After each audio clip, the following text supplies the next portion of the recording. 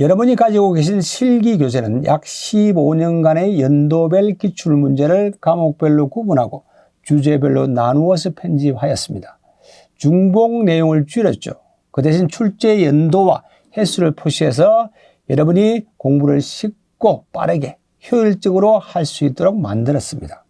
그리고 최근 출제 경향을 파악하기 위해 필답행은 2023년도부터 25년도까지 연도별 기출문제를 책 뒷부분에 수록하였습니다. 그래서 오늘 여러분과 같이 공부할 내용은 연도별 기출문제입니다. 연도별 기출문제의 오른쪽 윗부분에는 여러분이 해독별로 공부 진행 사항을 표시할 수 있도록 하였습니다. 이 문제에 대한 정답을 알고 있다는 확신이 있으면 동그라미 표시를 하시고, 그리고 아리송한 문제면 삼각 표시를 하시고, 전혀 모르는 문제라면 X 표시를 해두었다가 다음 해독할 때 이 표시를 바탕으로 공부하시면 효율적이 될 것입니다. 그리고 이 교재의 밑줄친 부분은 제시된 문제와 관련해서 여러분이 꼭 알아야 될 부분이므로 충분하게 공부해 두시기 바랍니다. 자, 그러면 2023년도 1회 문제 보겠습니다. 자, 1번 보겠습니다. 자, 산업안전보건법령에서 강렬한 소음 작업을 나타내고 있다. 다음 빈칸을 채우시오. 이렇게 물어보고 있습니다. 자, 이 문제는 3점짜리 문제입니다. 자, 왼쪽 위에 보면 별표가 있죠. 이 별표가 2개니까 자주 출제되고 있다 하는 그런 문제입니다. 자, 그럼 먼저 해설 부분을 한번 보겠습니다. 자, 산업안전보건기준에 관한 규칙에는 이 소음 기준을 어떻게 규정하고 있는지를 한번 보겠습니다. 자, 소음 작업이라는 것은 일 8시간 작업을 기준으로 85데시벨 이상의 소음이 발생하는 작업을 우리가 소음 작업이라고 그러고, 강렬한 소음 작업은 자, 90데시벨 이상의 소음이 일일 8시간 이상 발생하는 작업을 강렬한 소음 작업이라고 합니다. 자, 그래서 90데시벨에서 5데시벨이 증가할 때, 95데시벨이 됐을 때는 4시간입니다. 그리고 5데시벨이 증가해서 100데시벨이 됐을 때는 2시간입니다. 우리나라에서는 5데시벨 교환율을 적용하고 있습니다. 자, 소음이 5데시벨 증가할 때, 자, 노출 시간은 2분의 1로 감소합니다. 자, 이번을 알고 있으면 이 문제를 쉽게 풀 수가 있겠죠. 여러분이 꼭 기억해 두실 부분은, 자, 소음 작업은 8시간 85데시벨이라는 거 하나 하고, 강렬한 소음 작업은 자, 90데시벨에 8시간이라는 거, 요 두 부분만 기억해 두시면 나머지는 5데시벨 교환율을 적용시키면 되겠죠. 그래서, 자, 정답, 가로 1번 정답은 85데시벨이 될 것이고, 그리고 가로 1은 8시간이죠. 90데시벨 이상의 소음이 8시간이죠. 자, 가로 3은 100데시벨 이상일 때는 2시간이 되겠습니다.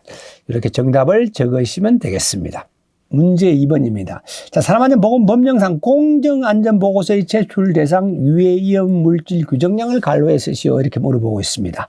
자, 이 문제는 자주 출제되는 문제가 아닙니다. 그래서 이 문제에 대한 수치만 여러분 좀 기억해 두시면 되겠습니다. 자, 공정안전보고서라는 것은 PSM이라 부르죠. 자, 우리 하공정에서 잠재 위험 요인들을 사전에 제거해서 자, 중대산업사고를 예방하는 그런 제도죠. 그래서 법령에는 어떤 유해 위험 물질 어떤 규정량 이상 제조하거나 취급하거나 저장하는 경우에는 공정안전보고서를 제출하도록 되어 있습니다. 그래서 그 규정량을 지금 물어보고 있는 겁니다. 자, 이산가스는 5,000kg입니다. 제조 취급에 5,000kg. 아모니아는 자, 제조 취급 저장 10,000kg이죠. 염산은 20,000입니다. 항산도 20,000입니다. 자, 요 수치만 좀 기억해 두시기 바랍니다. 자, 3번 문제입니다. 보고안전인정고시상 차강 보안경의 종류 4가지를 쓰시오. 이렇겠죠. 자, 차강이라는 것은 강선을 유해 위험한 강선을 차단한다는 뜻이죠. 유해 위험 강선을 차단해서 눈을 보호하는 보안경을 우리가 차강 보안경이라고 그러죠. 종류 4가지를 쓸 수 있게 되어 있습니다. 자, 보고안전인정고시에서는 자외선용, 적외선용, 복합용, 용접용으로 구분하고 있습니다.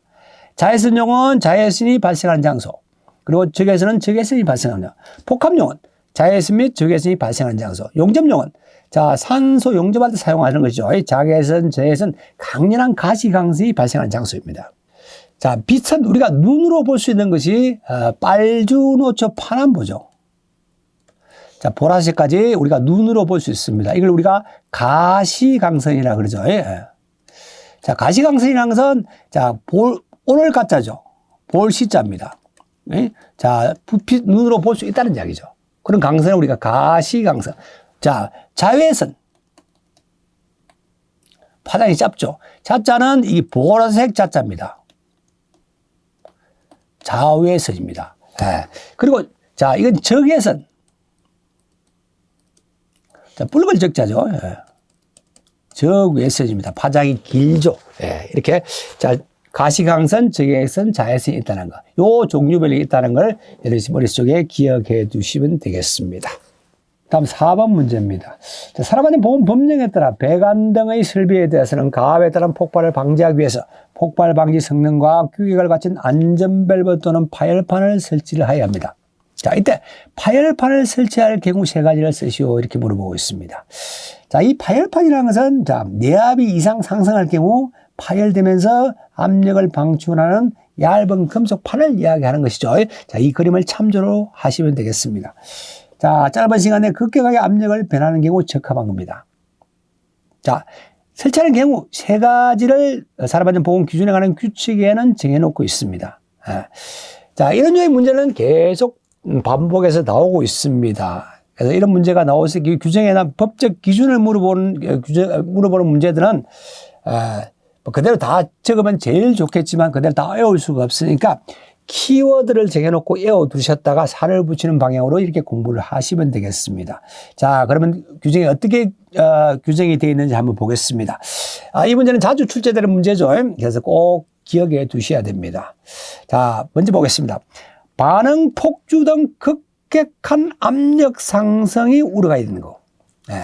이 반응 폭주라는 것은 화학 반응 시에 반응 속도라든지 온도, 압력이 급격하게 증대해서 반응이 과격화되는 그런 현상들을 우리가 반응 폭주라 그러죠.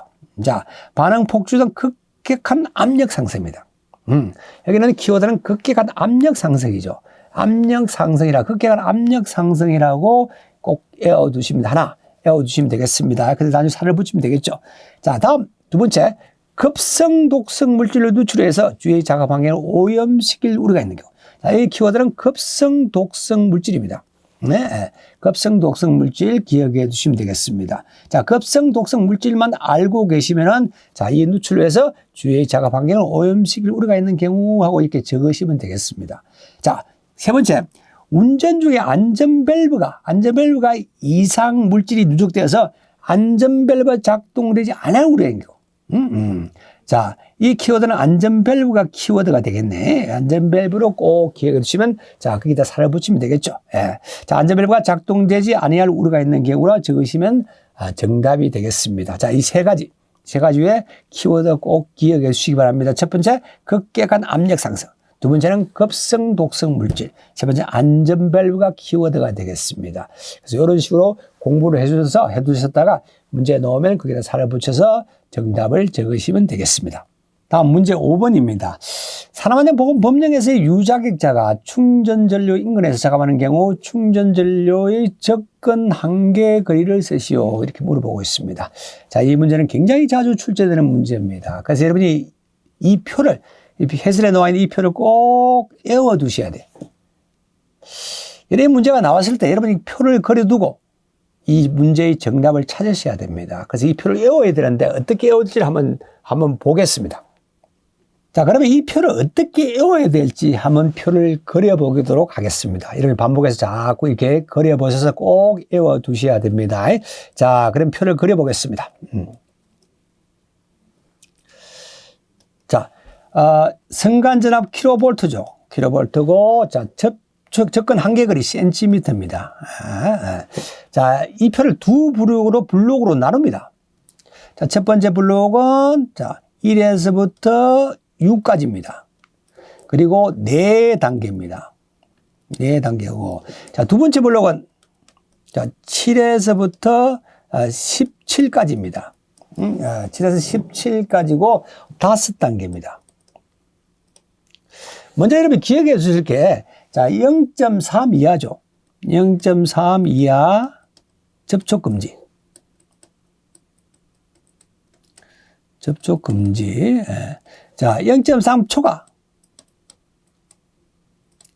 초과 0.75 이하. 여기까지는 여러분 기억해 주셔야 돼.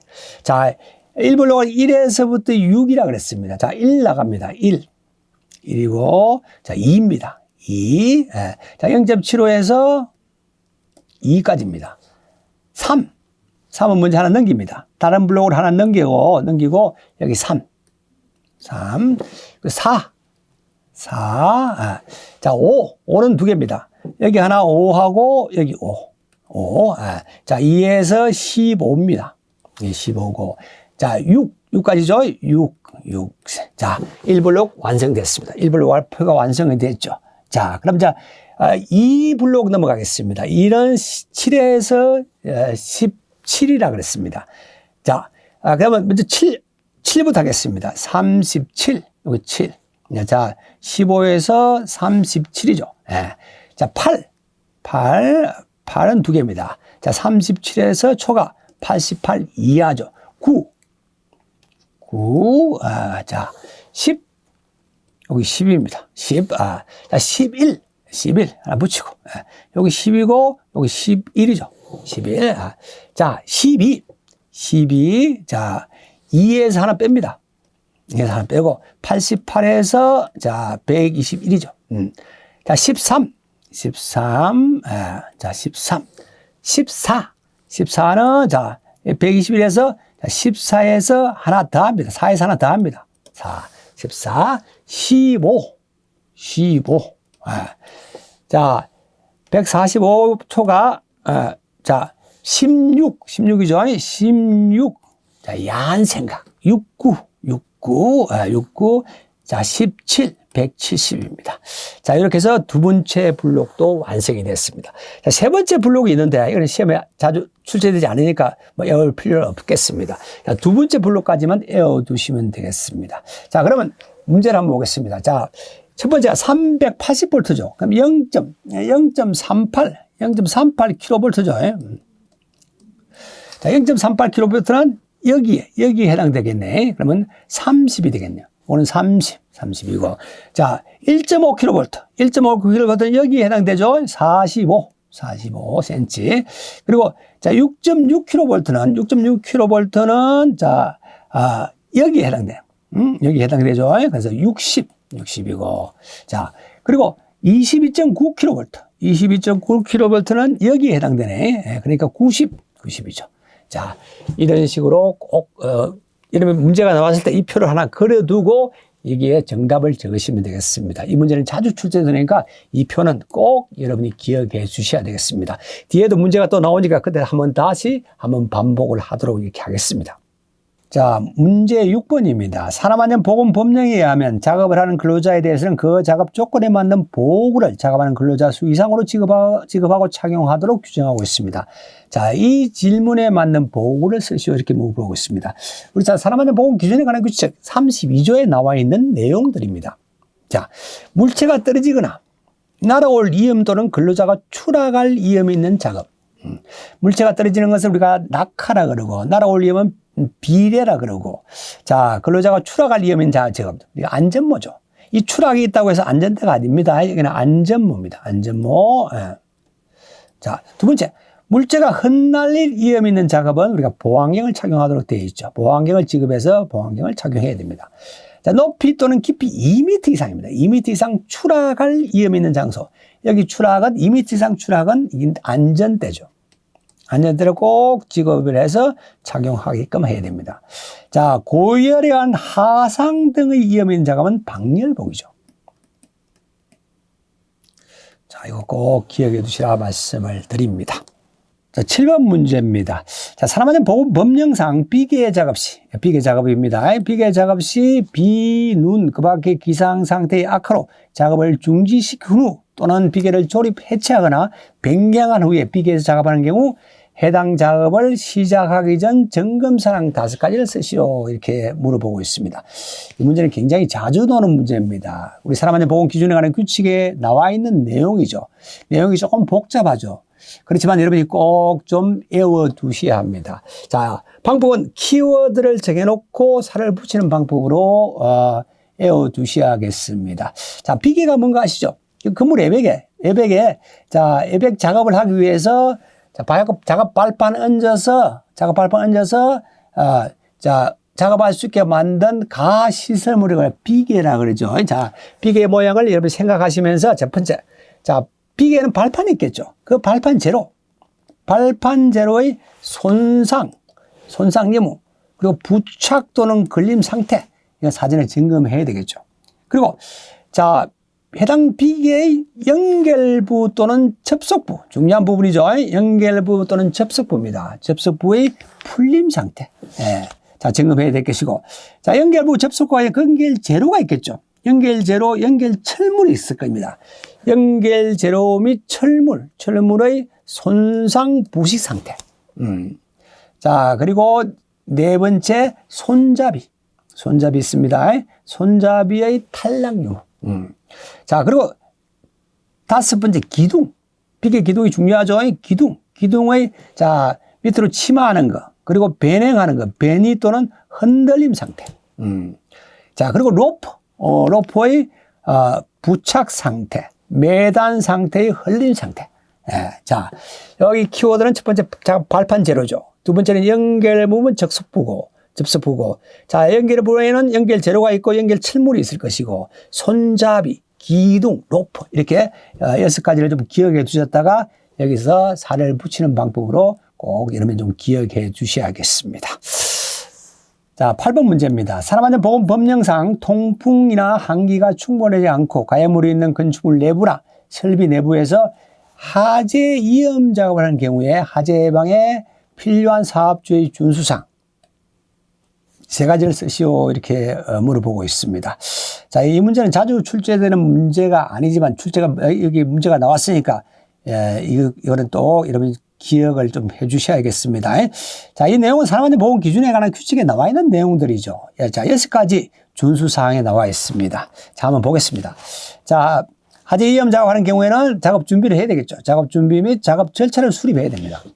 그리고 작업 전에 이염물의 사용, 보관, 해낭을 파악해야 될 것이고, 자, 화재 작업에 따른 인근에 있는 가연성 물질에 대한 방호 조치도 하고 소화기구를 꼭 비치해야 됩니다. 그리고 자, 용접 불티 비상 덮개라든지 용접 방화포 등 불꽃 및 불티 등의 비상 방지 조치를 해야 됩니다. 자, 이 사업장에서 화재가 많이 나는 원인 중에 하나가 용접 불티에서 화재가 많이 발생합니다. 이 시험에 가면 용접 불티는요 11m 이상까지도 날아갑니다. 그래서 그런 불티들이 날아가지 못하도록 용접 불티 비상 방지 덮개, 용접 방화포 이런 것들을 사용한다는 이야기죠. 우리 용접 방화포는 현장에서는 또 불바지포라고 부릅니다. 부르기도 합니다. 그래서 이런 용어들, 용접 불티 비상 방지 덮개라든지 용접 방화포 이런 용어들은 공부하면서 좀 익혀두시기 바랍니다. 우리 사업장에 이런 업무를 진행할 때 많이 사용하는 용어들이죠. 그래서 꼭 기억해 두시고. 자, 그리고 인화성 액체의 전기라든지 인화성 가스가 남아있지 않도록 인화성 액체 가스가 남아있지 않도록 환기 등을 조치합니다. 그리고 작업 근로에 대한 화재 예방, 피난 교육 이런 것 등 비상 조치를 한다는 거. 이런 6가지 중에 3가지를 정답으로 작성하시면 되겠습니다.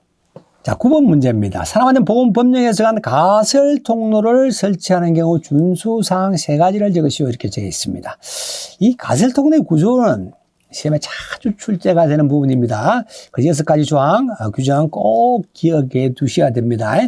뭐, 준수사항을 적으시오 하는 문제도 자주 나오겠지만, 이 가로 넣기, 수치에 대한 가로 넣기도 굉장히 자주 나옵니다. 그 수치도 꼭 기억해 주셔야 됩니다. 하여튼, 이 6가지는 여러분 기억해 두셨다가 이런 문제가 나오면 틀리지 않도록 하셔야 됩니다. 자, 보겠습니다. 견고한 구조를 해야 됩니다. 경사는 30도 이하로 해야 됩니다. 그리고 경사가 15도를 초과할 때는 미끄러지지 않는 구조를 해야 됩니다. 중간에 턱을 만든다든지 난슬립 조치를 해야 돼요.